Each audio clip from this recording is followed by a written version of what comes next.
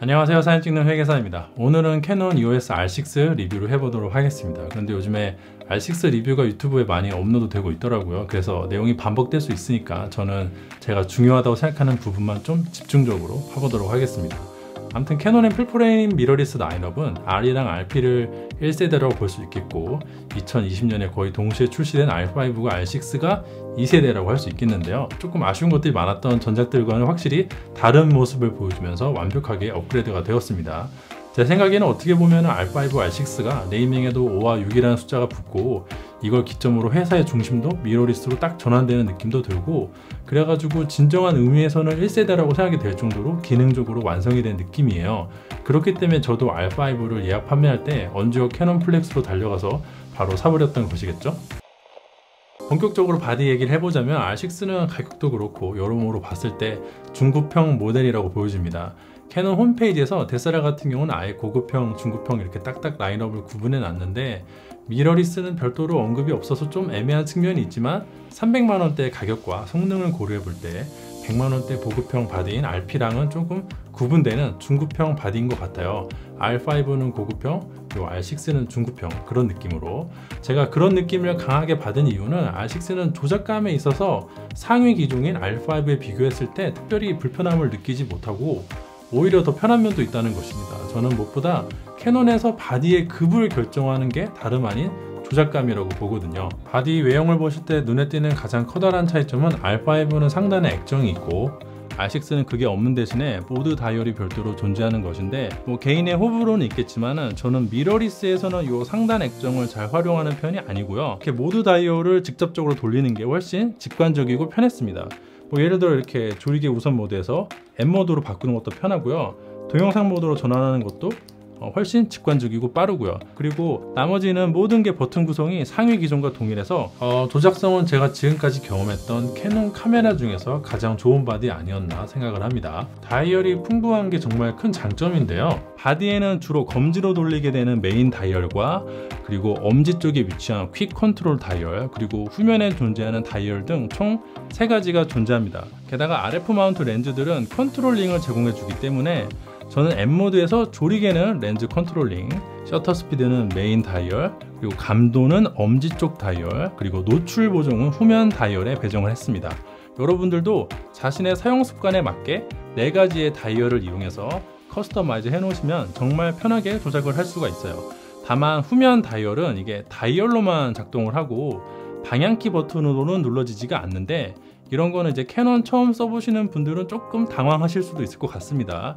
이게 캐논의 전통이라는 게 있겠지만 그래도 다이얼도 되면서 버튼도 되는 형태로 바뀌었으면 좋겠네요. 다만 감도 관련해서 한 가지 주의하실 점이, 감도를 이렇게 오토로 세팅한 상태에서 반셔터를 누르거나 AF 온 버튼을 누르거나 혹은 여기 있는 노출 고정 버튼을 누른다거나 하면요, 내가 설정한 시간만큼 측광 타이머가 작동을 하면서 오토로 설정된 감도값이 표시가 돼요. 지금은 오토이지만 살짝 누르면은 320으로 표기가 되죠. 이런 식입니다. 근데 이때 이 표기가 될 때 내가 이 감도로 설정한 다이얼을 돌리면요, 오토이지만 일시적 수동 모드로 전환되면서 감도값이 설정이 됩니다.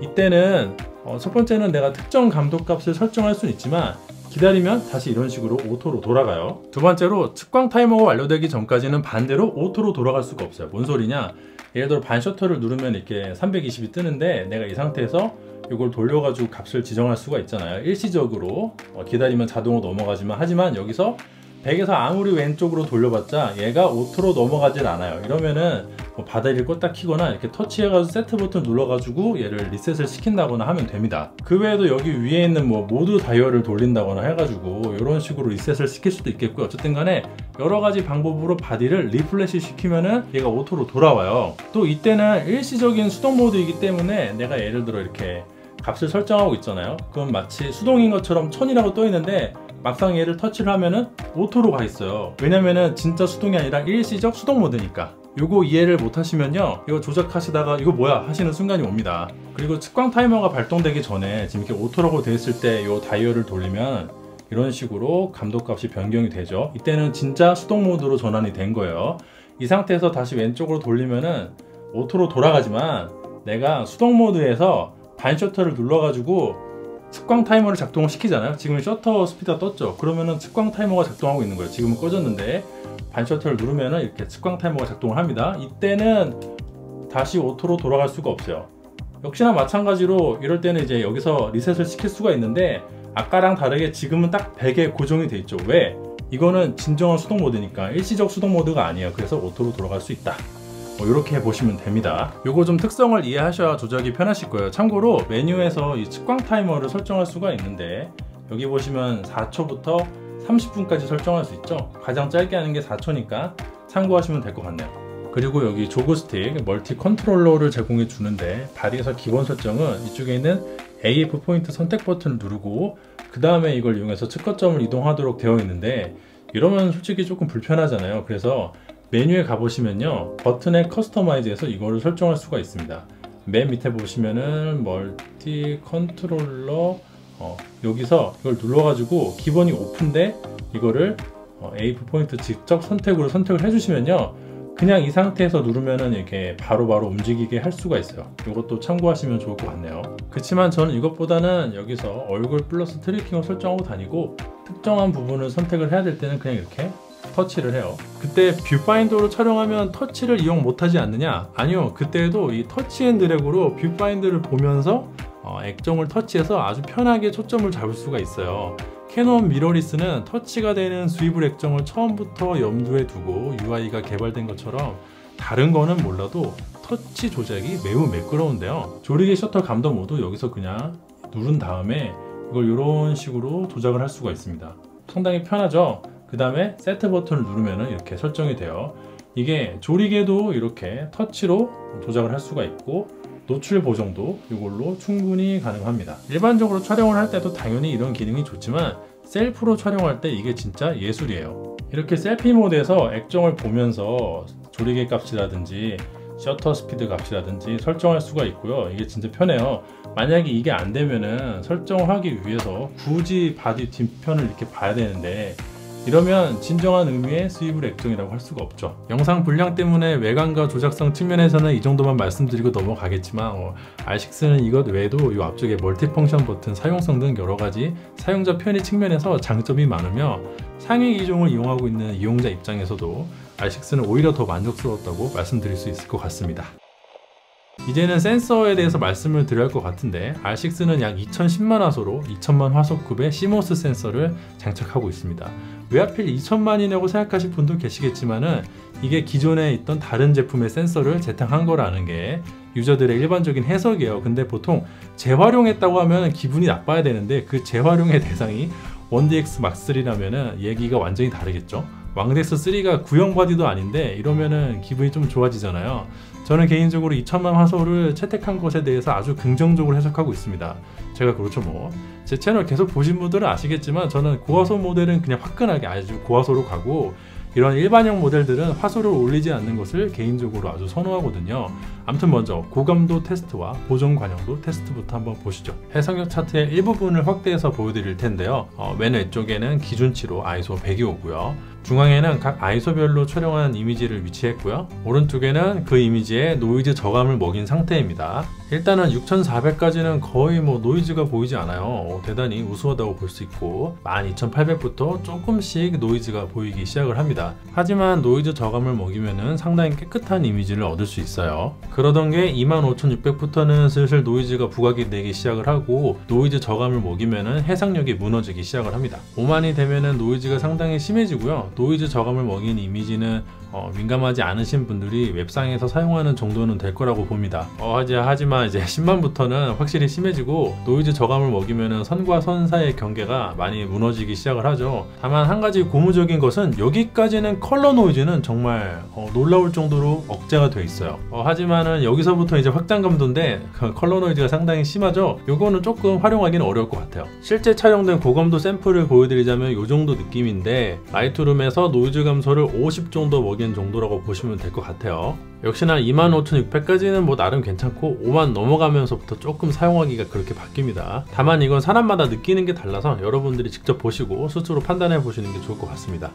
다음은 보정 관용도 테스트를 해볼 건데요. 5스탑 언더부터 5스탑 오버까지 촬영을 해서 이거를 정스텝으로 보정으로 끌어내리거나 끌어올리거나 해볼게요. 가장 먼저 5스탑 언더로 촬영한 거 보정으로 끌어올리면은 생각보다 정말 괜찮습니다. 명도가 높은 컬러의 경우에는 노이즈도 많이 없고요. 명도가 좀 어두운 컬러도 노이즈는 있지만 색상은 거의 완벽에 가깝게 재현이 되는 것 같아요. 제가 이러한 테스트를 상당히 자주 하는데 다른 카메라랑 비교해서도 전혀 꿀릴 거 없고요. 굉장히 우수한 편이라고 저는 생각을 합니다. 그러니까 자연스럽게 4스탑 언더부터 3스탑 언더, 2스탑 언더, 1스탑 언더는 다 보정이 잘 되겠죠. 안부 복원력은 굉장히 우수한 편이다. 다음은 이제 명부 복원력인데 한 스텝 오버로 촬영한 거는 뭐 충분히 보정이 되고요. 2스텝 오버로 촬영한 것도 역시나 무난하게 보정이 됩니다. 자, 그런데 3스탑부터는 명도가 높은 컬러는 조금 힘들어하는 게 보입니다. 특히 뭐 노란색 같이 RGB에서 가사 논합을 하는 친구들은 조금 뭐 돌아오지 못하고 있네요. 전체적인 이미지의 밝기 자체는 복원이 되는데 개별적인 색깔들이 복원되는 게 조금 부족한 면이 있어요.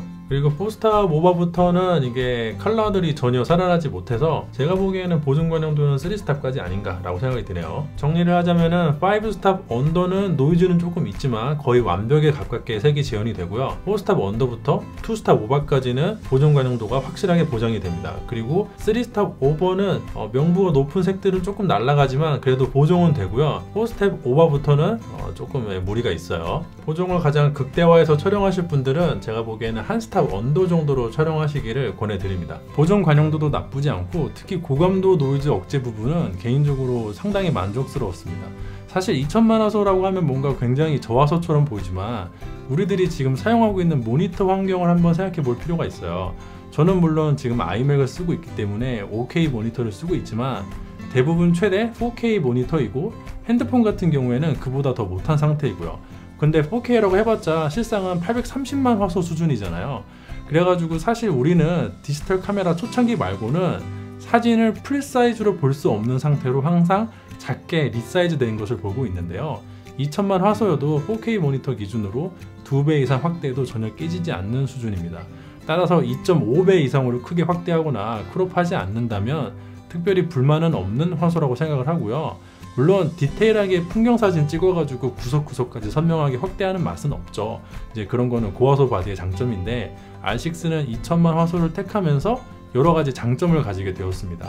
조금 이따 보여드리겠지만은 연사와 버퍼도 정말 대단한 퍼포먼스를 보여주고요.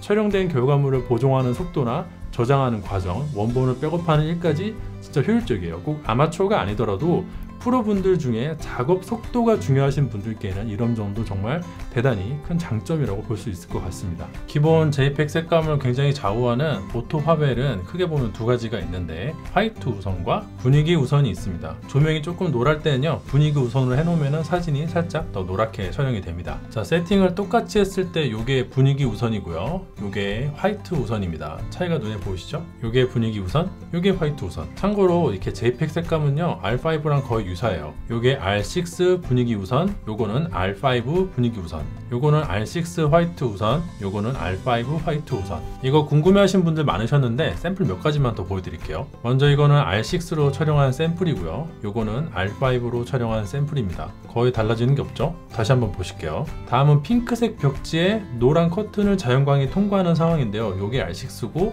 요게 R5예요. 이것도 역시나 뭐 커다란 차이를 느끼기는 어렵습니다. 색감은 비슷한 것 같아요. 마지막으로 요거는 R6고 요건 R5예요. 예, 저는 뭐 구별을 못하겠습니다. 다음은 AF 성능에 대해서 알아볼 텐데요. 사실 캐논의 듀얼 픽셀은 분명히 의미가 있고 장점이 있는 혁신적인 방식입니다.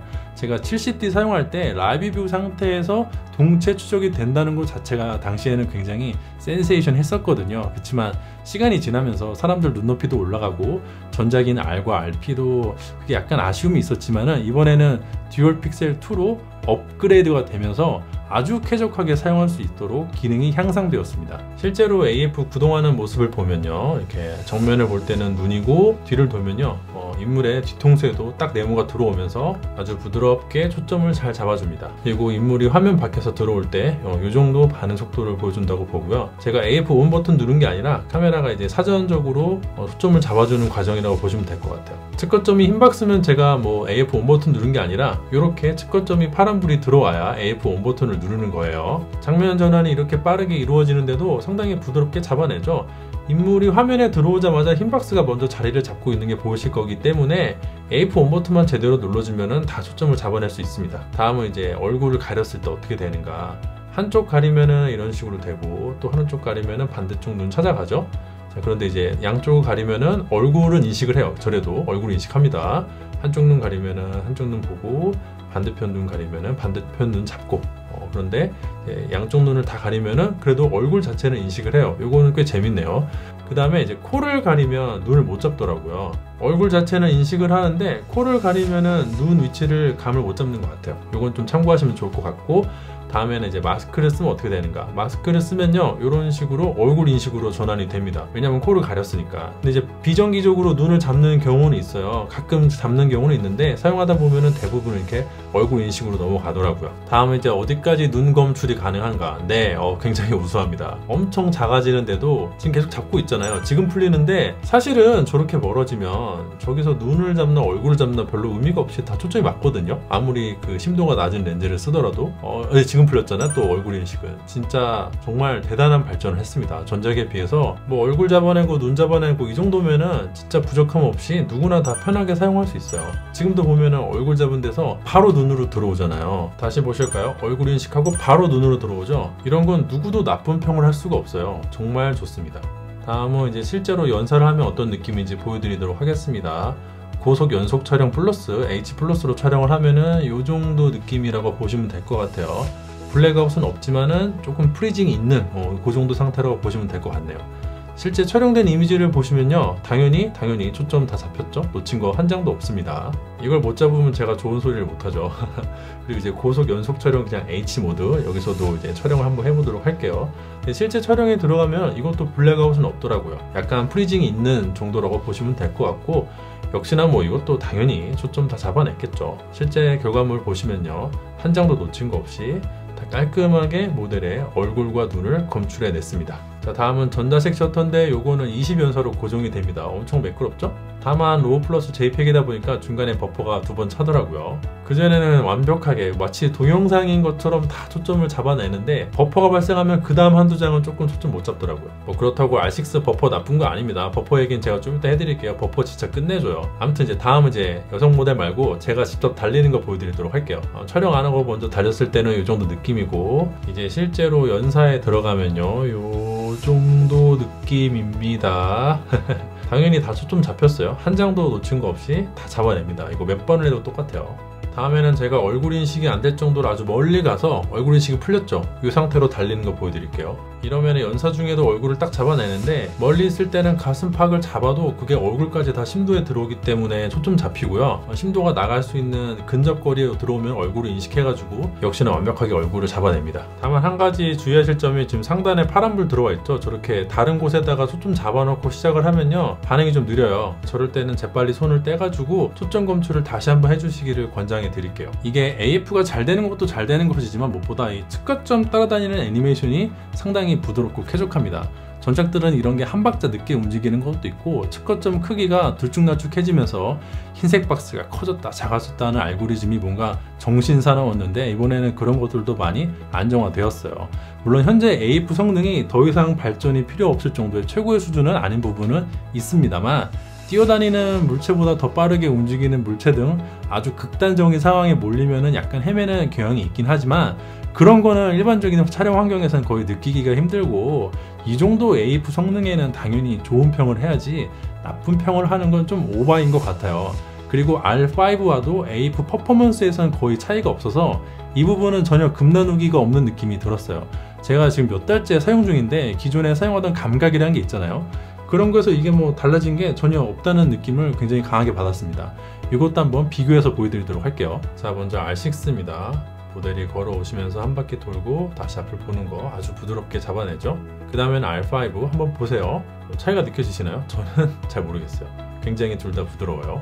약간 싱크가 안 맞긴 하지만 두 개 동시에 보시면요 제가 보기에는 전혀 차이가 느껴지지 않은데 뭐 그렇습니다. 그리고 왔다 갔다 하는 거 반응성 한번 보세요. 이거는 R6고요. 이것도 아까 보여드린 것처럼 매우 쾌적합니다. 다음은 R5. R5도 당연히 쾌적하죠. 다 좋아요. 진짜 좋아요. 그 다음은 제가 좀 격하게 움직이는 걸 보여드릴게요. 먼저 R6.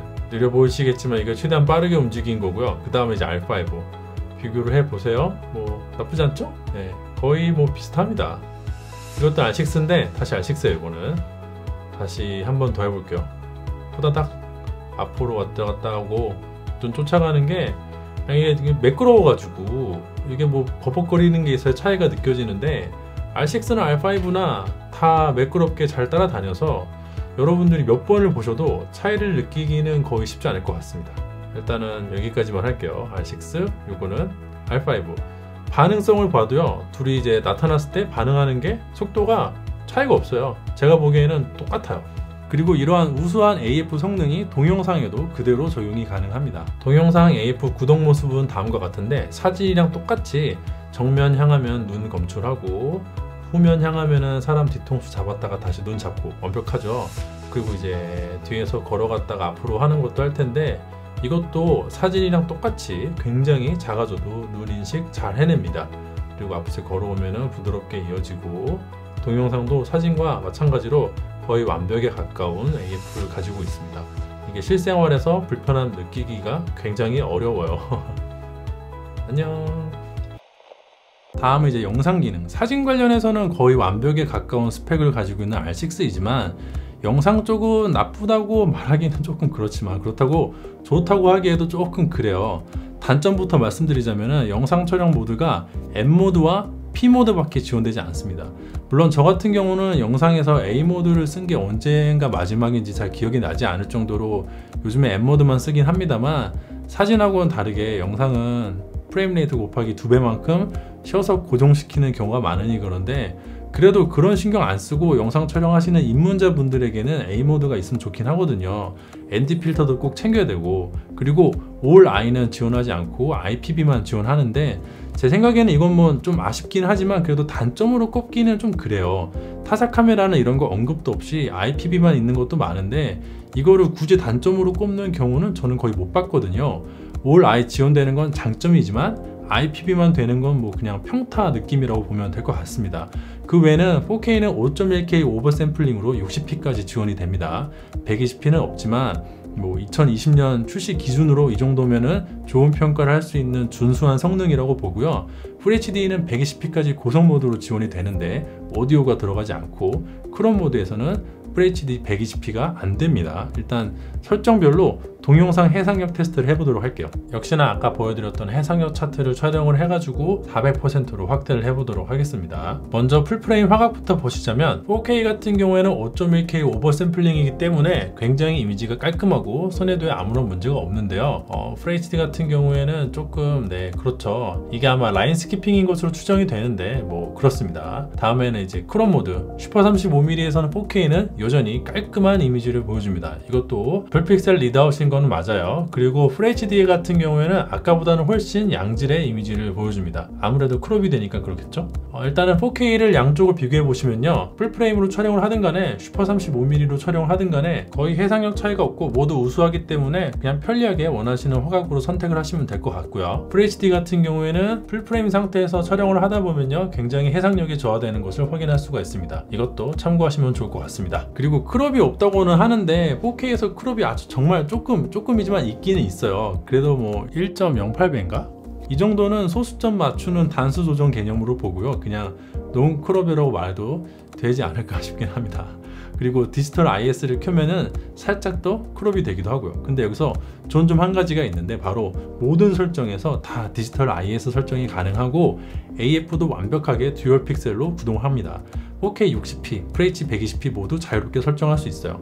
마찬가지로 모든 설정에서 C로그가 422 10비트로 내장 레코딩이 가능하고요. 보통 이런 게 이렇게 설정하면 AF가 안 되고 이렇게 설정하면 C로그가 안 되고 이러면은 진짜 사용하기 불편하고 이 머리가 굉장히 복잡해지거든요. 그러면 이제 로그 촬영도 한번 봐야겠죠. 지금 보신 크로마 차트는 제가 일반 모드 HDR PQ도 끄고 C로그도 끈 상태에서 촬영한 것인데, 웨이브폼을 보시면요, 11단계 그레이 스케일이 정확하게 일자를 유지를 하면서 X자를 그리고 있습니다. 이게 어떠한 형태로 변하는지 보면 될 것 같아요. 그 다음에 이제 로그 촬영, 이 상태 그대로 세팅 바꾸지 않고 로그로 넘어가면요, 이 웨이브폼이 이런 식으로 위아래로 납작해진다고 보시면 될 것 같아요. 근데 이렇게 촬영을 하면은 전반적으로 어두워진 상태잖아요. 그래서 점진적으로 노출 값을 올려서 뭐 아이소를 올린다든지 셔터 스피드를 느리게 한다든지 해가지고 노출 값을 올리면은 다음과 같이 변화하고요. 일반적으로 뭐 투스탑 정도 밝게 촬영하면 보정하기는 편합니다. 상황에 따라 다르지만 일반적으로는 그래요. 해서 그렇게 노출을 올리면요, 이 안부 쪽은 간격이 멀어지고 명부 쪽은 간격이 좁아지면서 로그 곡선을 그리는 것을 확인할 수가 있습니다. R6의 C로그는 이 정도 값을 가진다고 보시면 될 것 같아요. 실제로 촬영한 푸티지를 보여드리자면은 이게 이제 C로그 끄고 일반 모드로 리니어 상태에서 촬영한 것인데 이 정도 느낌이라고 기억을 하시고, 같은 설정 값으로 로그로 들어가면은 이렇게 바뀝니다.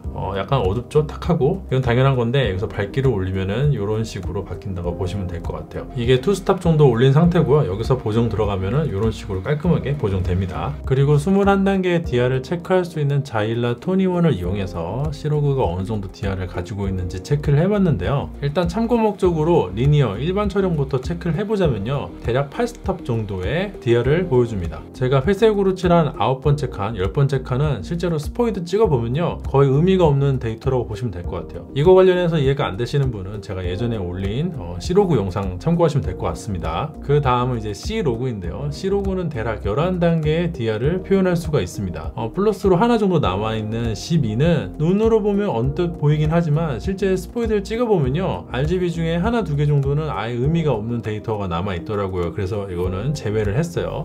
대략 11스탑 정도라고 보시면 될 것 같습니다. 로그 파일 치고는 DR이 넓다고 하기는 어려운데, 그렇다고 C로그가 못 써먹을 물건이라고 평가절하 당할 건 아닌 것 같아요. 관련해서는 지난번에 R5의 C로그를 주제로 한 영상에서 길게 다뤘고, 오늘은 이제 간략하게만 설명을 하겠지만, 로그 파일이면서도 상당히 색을 많이 포함하고 있고 채도가 덜 빠져 있기 때문에 이 후처리 과정이 굉장히 쉽습니다. 난이도가 굉장히 낮아요. 그리고 다른 로그 파일들에 비해서 DR이 조금 부족하다 뿐이지 어쨌든 DR이 늘어나지 않는 것도 아니고 3스탑 정도는 확실하게 증가합니다. 실제로 촬영된 푸티지를 보셔도 지금 여기 커튼 쪽이 완전히 하얗게 날아갔잖아요. 이 상태에서 C로그로 촬영을 하면은 이런 식으로 커버가 됩니다. 커튼 속에 있는 디테일들이 다 나타났죠?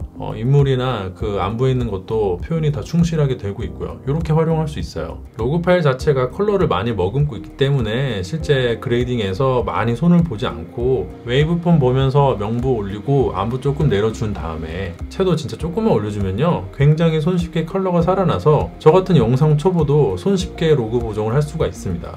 지금 보고 계신 거는 다 그레이딩이 완료된 상태인데요.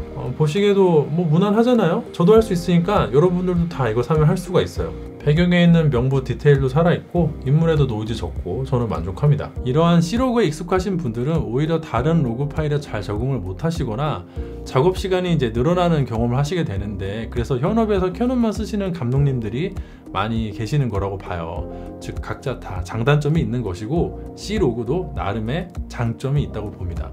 다만 문제는 나한테 선택권이 없다는 것인데, 좀 더 DR이 늘어나는 감마도 지원해 줬으면 좋겠어요. 홈페이지에 보면은 C로그 3 펌업이 R6도 오피셜로 예고되어 있으니까 이로써 좀 더 선택권이 늘어났으면 하는 바람이 있습니다. 그리고 발열 관련해서는 여기저기서 많은 리뷰가 있긴 하지만 저도 간단히 한번 해봤는데, 다들 아시는 것처럼 FHD 동영상 촬영이나 사진 촬영은 크게 신경 쓰실 필요 없이 촬영을 지속할 수가 있어요. 특히 사진 촬영을 하다 보면은 이 그리프가 따끈따끈해지면서 좀 걱정이 되는데, 제가 메인 촬영일에 3시간 가까이 배터리가 거의 끝날 때까지 계속 셔터를 누르면서 4K 영상 촬영을 병행하면서 사진 촬영을 해봤는데 그때는 특별히 발열 경고가 뜬다거나 하는 일은 없었습니다. 혹시 이런 식으로 발열 경고가 떠서 전혀 동영상의 녹화가 안 되는 상황이라고 할지라도 사진 촬영은 문제없이 계속할 수 있습니다. 다만 문제는 이제 4K 촬영인데요. 일단 논크롬 모드에서 5.1K 오버샘플링 4K 60p를 보자면요, 일단 첫 번째 30분 구간은 문제없이 촬영이 되었습니다. 발열 경고도 뜨지 않았어요. R6는 30분 녹화 제한이 있기 때문에 수동으로 다시 녹화를 해줘야 되는데, 이때 녹화 가능 시간에 5분이 떠있긴 했지만요, 실제 녹화를 했을 때는 훨씬 길게 녹화가 되었습니다. 그렇게 해서 6분대를 통과를 하니까 발열 경고등이 뜨기 시작을 했어요. 즉 녹화를 시작을 하고 36분 30초가 지나고 나서야 이제 발열 경고등이 뜬 거죠. 그 상태로 17분 54초까지 녹화가 가능했고요. 전체 합산으로는 약 48분 10분 정도 녹화가 가능했습니다. 자, 다음에는 5.1K 오버샘플링 4K 30프레임인데 일단 첫 번째 30분은 아무런 발열 경고등 없이 지나갔고요. 그 다음에 이제 두 번째 녹화를 시작을 했을 때 녹화 가능 시간이 3분 정도 표시가 되었고요. 실제 녹화를 들어가니까 한 7초 정도 지나서 바로 경고등이 뜨기 시작을 했습니다. 그리고는 3분대를 돌파하니까 발열로 꺼지더라고요. 4K 60프레임에서보다 더 안 좋은 결과인데 제가 좀 의아해서 한 번 더 테스트를 다른 날 시도를 해봤는데요. 역시나 결과는 크게 다르지 않았습니다. 이때는 앞선 시도보다 오히려 더 짧아가지고 32분대에서 멈췄거든요. 33분을 돌파하지 못했어요. 다만 이러한 테스트들은 할 때마다 결과가 매우 다르고 여러분들 촬영하시는 환경마다 또 다르기 때문에 대략 이 정도라고 참고만 하시고요. 4K 60p는 몰라도 4K 30p에서 이 정도 발열이 있는 것은 대단히 아쉬운 부분이라고 할 수 있겠네요.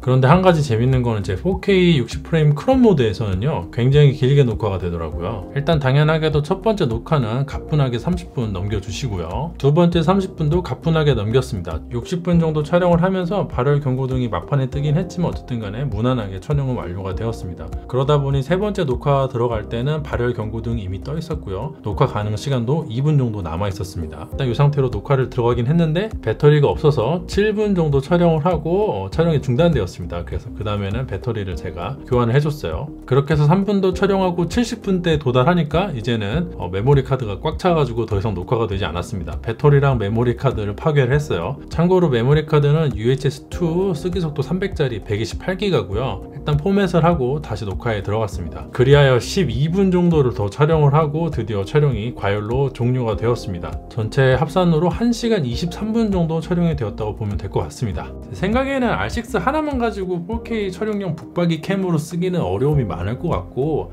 30분이 넘는 장시간 촬영이 필요한 경우에는 뭐 서브캠 정도의 역할을 수행하거나 크롭 모드 4K로 하거나 FHD로 촬영하시길 권해드립니다.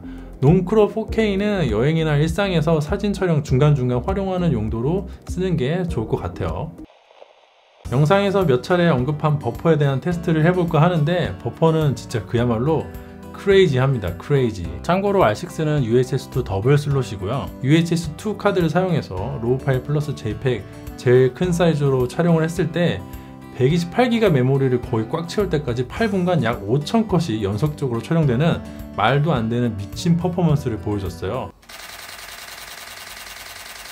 이러면은 제가 뭐 다른 테스트를 할 필요가 없죠. 로우 파일 단독으로 촬영한다거나 이런 거를 할 필요가 없겠죠. 촬영 과정 전체는 별도의 영상으로 올렸으니까 심심하면 한번 가서 보세요. 졸릴 때 보시면 될 것 같습니다. 아무튼 마지막에 메모리 카드 가득 못 채우고 버퍼가 살짝 밀리는 것도 제 생각에는 바디 버퍼보다는 카드가 가득 차가지고 용량이 줄어들어서 그런 것 같아요. 로우 파일 플러스 JPEG 기준으로 약 24MB 정도 나오던데 초당 10연사니까 초당 240MB 정도 나오고 바디에서 적어도 초당 240MB 정도는 처리하는 것 같습니다. 메모리 카드가 쓰기가 이제 299짜리를 사용했는데 R6 사용하실 분들은 앞뒤 생각하지 마시고 299짜리 UHS-2 메모리 카드를 사용하시기 바랍니다. 다만 전자식 셔터를 사용하면 초당 20연사이다 보니까 그건 버퍼가 딸리는지 100컷 약간 넘어가면서 버퍼가 걸려요. 그치만 그것도 손가락 떼면 굉장히 빠르게 버퍼가 빠져버리거든요. 버퍼는 진심 미쳤습니다. 이래서 2000만 화소가 좋다는 거예요. 화소에 대한 욕심을 조금만 덜어내면은 300만원대 바디에서 이렇게 쾌적한 촬영이 가능한 시대가 되었습니다. 자, 이상으로 총평을 해보자면요, 사진으로는 완벽에 가까운 게 아니라 그야말로 그냥 완벽한 연사 성능과 버퍼, 뛰어난 AF, 우수한 노이즈 억제력과 준수한 보정 가능도를 가지고 있는 중급형 카메라라고 평할 수 있을 것 같네요. 사진 쪽 기준으로는 상위 기종인 R5와 출시가 기준으로 200만원 정도 차이가 나는데 AF와 색감 조작성에서 거의 급나누기가 되어 있지 않은 점은 칭찬을 해주고 싶네요. 영상 쪽은 장단점이 있는데 높은 수준의 듀얼 픽셀 AF, 10비트 시르구 내장 레코딩, 디지털 IS를 별다른 제한 없이 자유롭게 사용이 가능하고 4K 60p까지도 지원해서 좋은 면이 있지만은 A모드와 T모드가 지원되지 않고 4K 촬영 시 30p까지 발열이 존재하는 점은 아쉽습니다. 다만 크롭 모드에서는 1시간 20분 넘게 촬영이 된다는 점을 말씀을 드릴게요.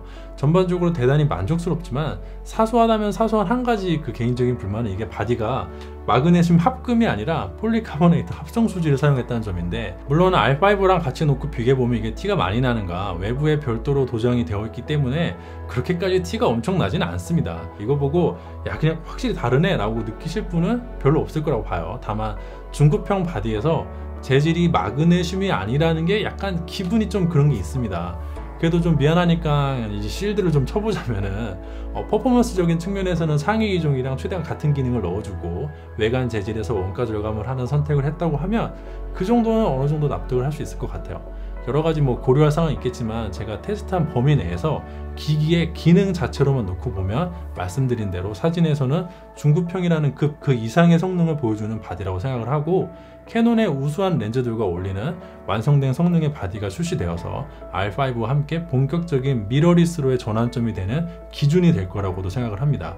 이상으로 오늘 리뷰 마치도록 하고요. 오늘도 혹시 제 영상이 도움이 되고 재미가 있었다면 좋아요와 구독 부탁드리도록 하겠습니다. 감사합니다.